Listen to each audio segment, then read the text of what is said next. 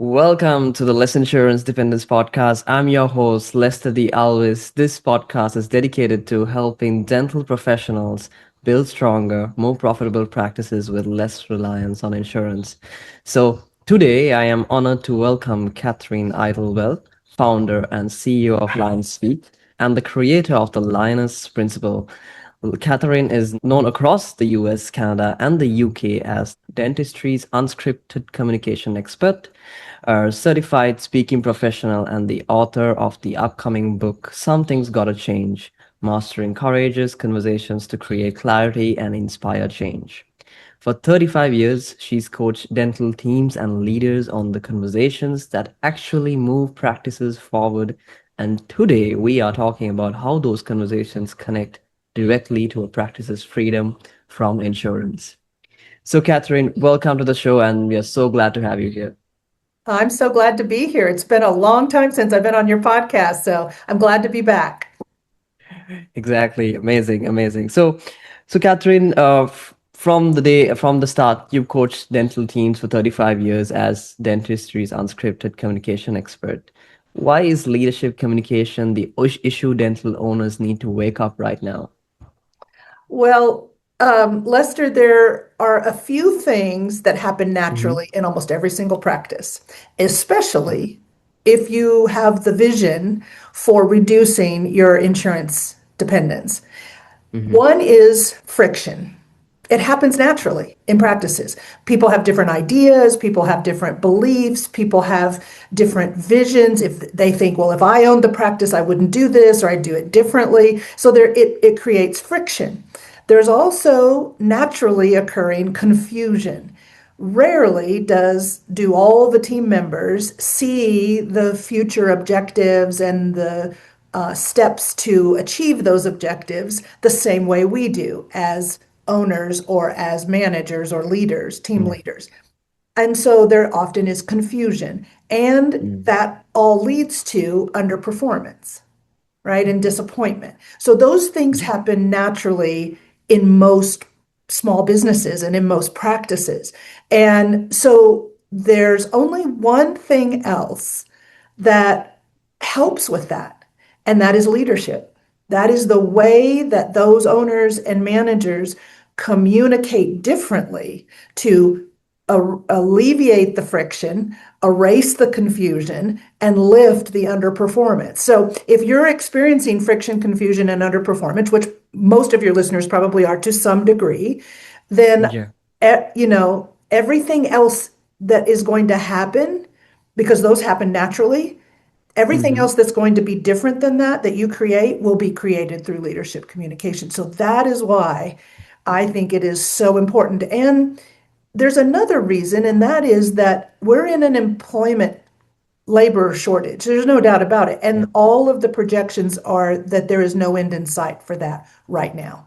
And so if the future holds continuing tightening of the labor market, then Hmm. the practices that will score the highest performing employees or employees at all will be the Hmm. ones that have the best culture, that Hmm. have the most connection with their employees, and that offer ongoing coaching, because that is what the younger generational workers statistically are telling us that is appealing to them is connection, Right. positive culture, and ongoing coaching. And so if you've developed that kind of leadership in your practice and that kind of community in your practice, then you're going to rise above those and going to be much more successful with an initiative like reducing insurance. Exactly. I think they all go hand in hand, like They do. leadership and communication. Hmm. If one is not doing well, of course, the other will not do well as well. So both has to go in the same direction. Right. So so you said most leaders avoid the conversations that matter the most.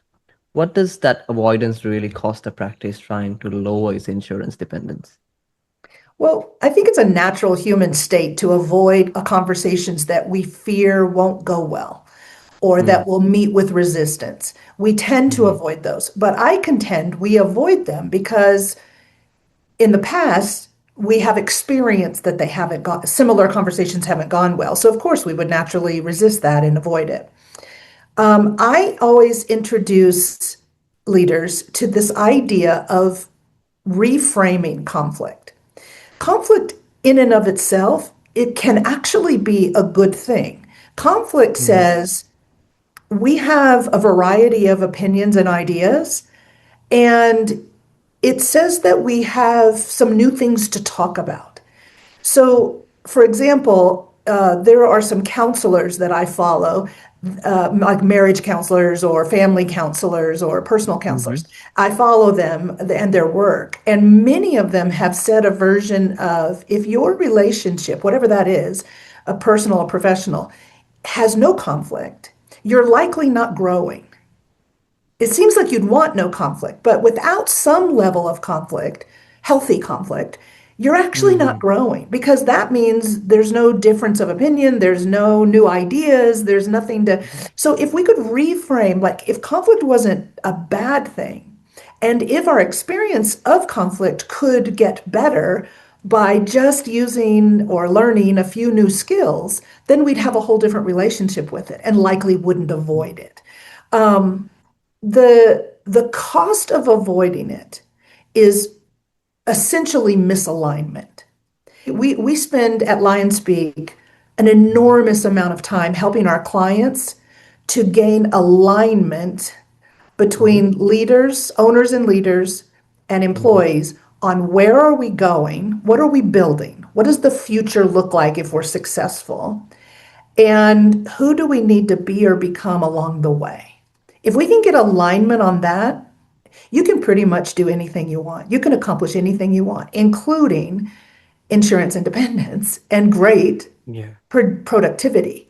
So it's all about alignment. And the vehicle that starts you off on the road of alignment is something we call the invitation conversation. So I'm going to share with your listeners a couple of resources, but one of them is going to be kind of a flow chart that we call the Leadership Conversation Trifecta. It's three Mm-hmm. conversations, it's a hierarchy. And I Yeah. contend, so the conversations are first the invitation conversation. I'll explain what that is. Then Mm-hmm. that leads to a ongoing coaching conversations, very different than supervisory conversations. And then Yeah. occasionally you have to have what we call a courageous conversation, which is more of a confronting a boundary or confronting a standard that's not being met, right? So, Yeah. but I contend that if you have the first two, if you have the invitation conversation well with your team and you coach well, that you'll have fewer courageous conversations. And when you do have to have them, they'll go better.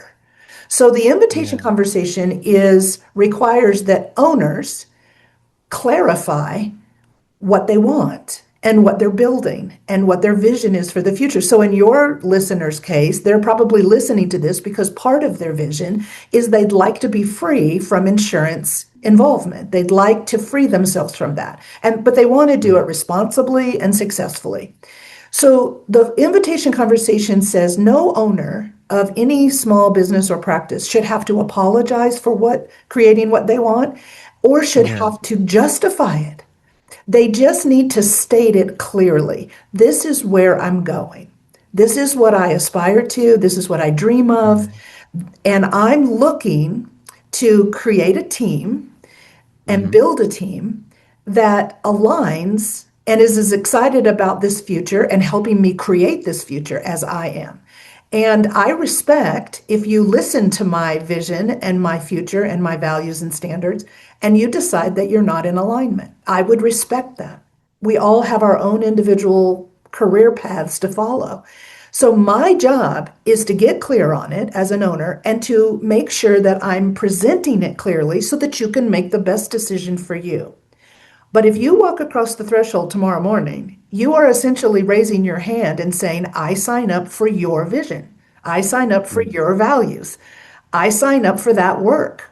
I sign up for that push and that coaching. I'm in. And if you say you're in, then it shouldn't surprise you that we now evolve into the next conversation in that trifecta, which is ongoing, regular monthly coaching. Yeah. And so do you see how that, but without them Mm. voluntarily saying, I'm in, then it's like you're the mean bad boss that is Mm. essentially saying you have to do this. Nobody has to do Mm-hmm. anything, right? They can work Exactly. anywhere they want to, and you can hire or fire anyone you want to. So this is not about have to or forcing or demanding. The new generation of work and the new generation of successful practices are practices where the owners understand how to invite people in of their own free will and to say, if you don't have to know how to do it, but you do have to want to know how to do Mm. it because we're going here and it will require Yeah. these things. And so it's respecting that people are at choice, inviting them into your journey. And if they choose, then we go into coaching and we coach together to gain the skills we need to be able to reach this vision. And so that's often the piece that's missing is that invitation. And that's why we avoid it. We think we have to force people to do things when in fact we don't. We have to invite Mm. them in and then coach them through whatever skills they need. That's a very different paradigm. Exactly, Yeah, exactly. I think that's a lot of that's a lot of good insights. I think our listeners are going to enjoy from this conversation, and good. also that resource you just mentioned Yeah. that we'll be having in the show notes. And from what I understood, alignment is very important in all the Mhm. work we do. If there's no alignment, there's nothing you could do. Right. Of course, alignment is very important. So now, your courageous conversations framework, like you mentioned, gives leaders a clear way forward. So, where does a dentist start if their team isn't yet hitting the standards needed to drop a PPO plan? Yeah, so you're going to run into that. And I would number one say expect it. Expect Mm-hmm. people not to do this perfectly. Like change is messy, right? Mm-hmm. So we have to make mistakes okay, not repeated, same mistakes repeated. Of course, that's not all right. But if you're asking people to step out and say things differently, organize things differently, present things differently to patients or to each other, they're not going to do it perfect right out of the chute. So I find a lot of practices have very high perfectionist tendencies in which in those cultures mistakes are really a bad thing. They're classified as a bad thing, and all of our actions and our communication speaks to how bad it is to make a mistake. So leaders have to work on making if we're going to introduce massive change, we have to Mm-hmm. make the stumbles and the messiness of gaining those skills okay. We have to Mm-hmm. normalize it. So that's one thing. The other is just kind of what we've been talking about, teeing it up to say nobody has to do anything here. You're free to choose. If you choose to join us, here's where we're going and here are the skills. And you will be required to Mm-hmm. grow into these skills quickly. Now, that may mean that you provide an outside coach. That may mean that we're all going to listen to a podcast like this and gain some skills. That might mean that we're going to do a book club in our practice and read a book that helps us with these skills, and we're going to discuss it. It Yeah. might mean that you're going to have a mentor or shadow someone who's already, excelling at these skills. So the variety of how we get better is huge, but the act of not getting better isn't on the table. So I call these what's negotiable and what's not negotiable. Going here is not negotiable. Gaining these skills, X, Y, and Z, not negotiable. How we do it, very negotiable. I'm open to your ideas. I'd love to know, what do you need? What do you want? How do we get there quickly together?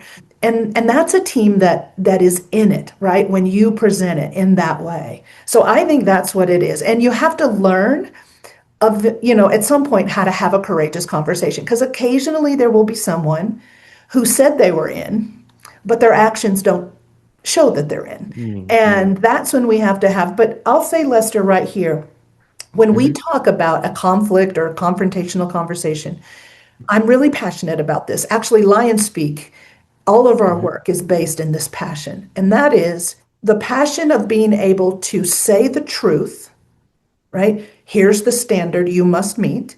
If you work here, you don't have to work here, but if you do, you must meet this standard.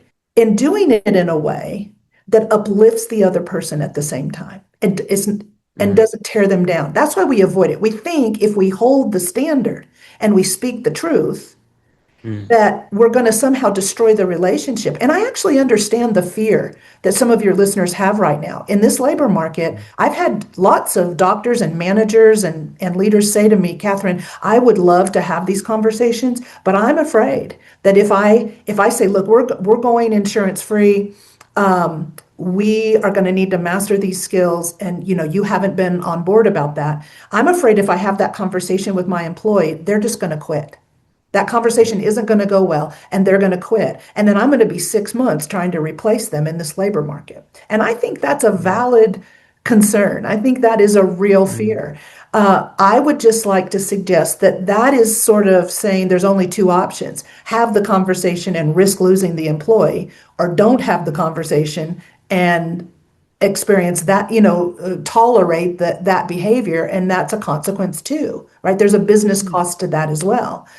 I'm mm. suggesting there's a third option. There's a third Okay. option that you can learn some simple skills, that you can speak the Mhm, truth and preserve the relationship, uplift the other person at the same time.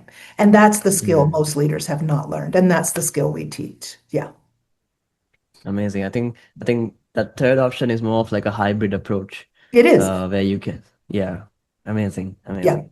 So before we get to the next, what I have to ask you is basically, I will take a time to pause and also give a shout out to Ekwa Marketing, who is actually sponsor for this episode. So Ekwa Marketing basically is a digital marketing agency where they offer digital marketing services for dental practices, and their team is delivering complimentary marketing strategy meeting for the listeners listening in. So if anyone of the listeners want to basically book a marketing strategy meeting with Equa, you can book your session at lessinsurancedependence.com/MSM. What their team will do is they will look at your practice, look at where your online visibility is, and give you a roadmap on where you need to go from where you are. So now I think that is something you will need to analyze also in this road to reducing insurance dependence as you move along. So with that in mind, back to Catherine. So let's go a layer deeper on what we were just talking about. So is there a real shift in how younger team members show up at work, and how should leaders respond to that? well, younger generations are different. I'm a baby boomer, Mm-hmm. and all the boomers listening to your podcast will relate to the fact that we sometimes get the feeling, or have had the feeling or experience, that younger generations may not have the same work ethic, or may, sometimes I've heard that, they're lazy, they're entitled, they're all these different sort of labels. And the truth is, those are gross generalizations. They are different. They do expect different things. And I think there's some really Mm-hmm. good things that have come out of what they expect. They're not interested in work-life balance. The research shows that they want work-life integration. In other words, they want one life. They want one life it feels as good to go to work as it feels to go to home, right? They don't want two lives Yeah. they're trying to balance. They want one. They Mm, want to feel good at work and good at home. They want to feel good during the 50 weeks they work as they do 2 weeks on vacation, like one life. And so what they're telling us is, I want to enjoy this. And to enjoy it, I need to feel connected. I need to feel passion. I need to feel engaged. And what that requires is building relationship and ongoing coaching. There are numerous, Gallup does a world workplace study every year. It just came out in April mm-hmm. for this last year. And it's a massive study that I read it every year, because it tells us what is the current workplace needing, wanting, where are they excelling, where are they not, what do we Mm, need to predict for the next year. And what all this current research is telling us is that the main thing people want is teams that are not competitive but more collaborative, and they want ongoing coaching. They don't want coaching just at onboarding and then they never get mm, coached again, or hearing feedback only at an annual review and never getting feedback throughout the year. And in many dental practices, they're not even getting an annual review because we avoid it, Yeah. because they haven't gone well in the past. And so at LionSpeak, we're teaching managers new ways to do annual reviews. We call them growth Mhm. conferences.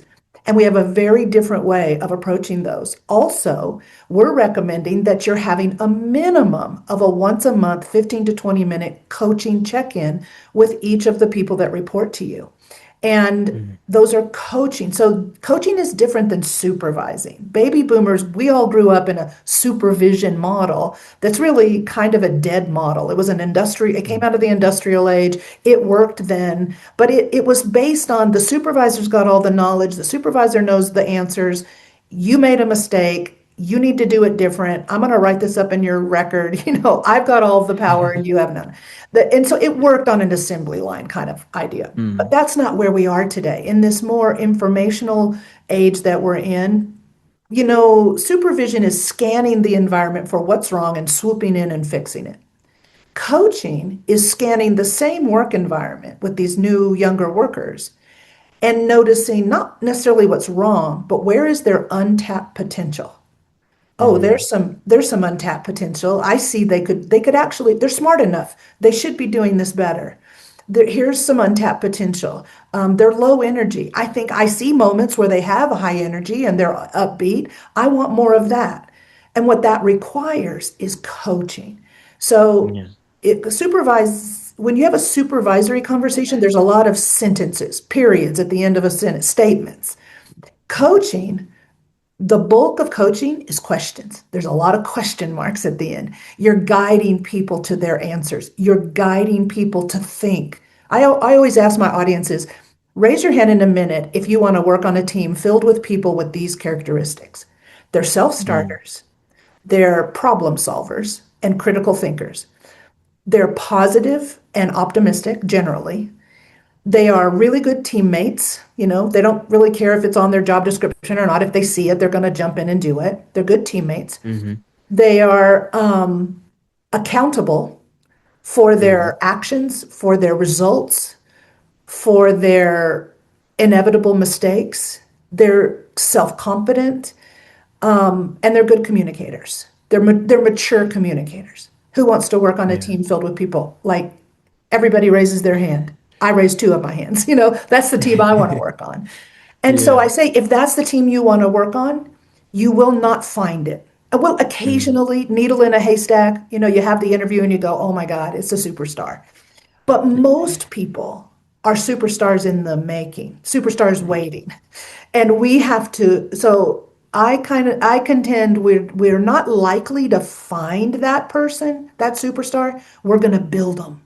We're going to build them. Mm. And that requires coaching. So I think that's what younger generations are telling us. And you just can't check in with them once a year. You've got to have ongoing coaching and you got to train your managers to know how to coach. Yeah. Yeah, yeah.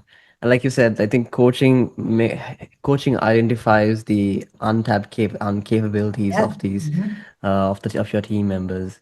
Mhm. It's very amazing. So if a dentist has one conversation they've been avoiding, what's the one move they can make this week to finally have it?